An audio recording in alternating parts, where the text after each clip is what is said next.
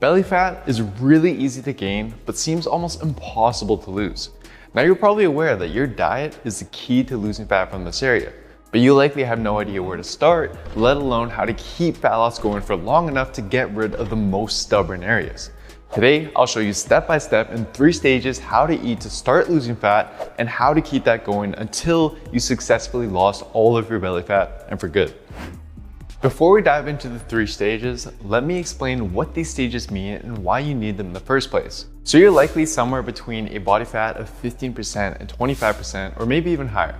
Regardless of where you are right now, you need to lose enough fat from other areas of your body before your body will start prioritizing burning off your belly fat for energy.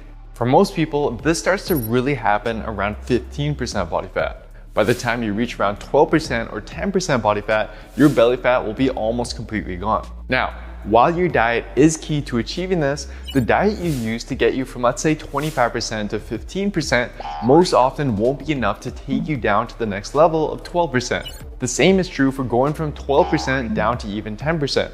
As you get leaner and leaner, there's certain things you need to be aware of and certain changes you should make with your diet to prevent you from getting stuck and to prevent you from losing muscle. Let's start with stage 1. The first stage is designed to kickstart the fat loss process and keep it going until you get to about 15% body fat.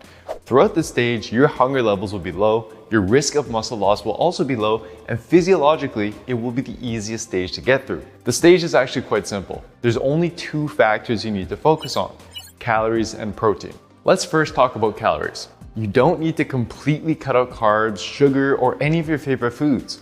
All you need to do is create what's known as an energy deficit to start forcing your body to burn body fat for energy. You create this deficit by consuming less calories than your body burns every day. Now, to find the appropriate energy deficit for your body, take your body weight in pounds and multiply that by anywhere from 11 to 13. If you're a taller individual, younger, or more active, go with the higher end. If you're a shorter individual, older, or less active, go with the lower end. The number you get will be a rough estimate of the amount of calories you should eat.